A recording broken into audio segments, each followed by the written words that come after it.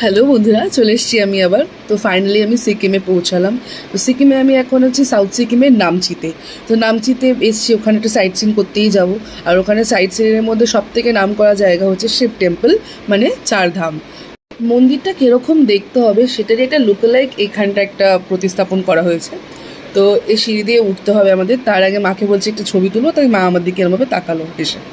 যাই হোক, প্রথমে গিয়েই আগে আমি পুজো দিতে গেলাম শিব মন্দিরে।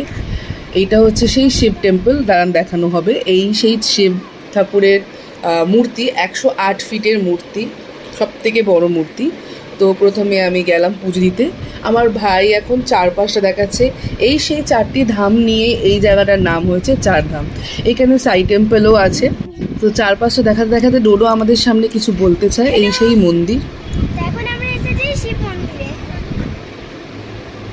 আমার এই চারধামের মধ্যে সবই ভালো লেগেছে, কিন্তু সবথেকে অপূর্ব লেগেছে এই ধামটি, দ্বারকা ধাম। এত অপূর্ব কাজ। আর এটা হচ্ছে একটা গাছ যেখানে মানত করা হয়। তো আপাতত নামচিতে ঘোরা কমপ্লিট। মেন যে জায়গাটা সেটা আপনাদের দেখানো হলো। এবার আমরা যাবো এখান থেকে পেলিং। তো দেখা হচ্ছে পরের ভিডিওতে। এখনের জন্য বাই।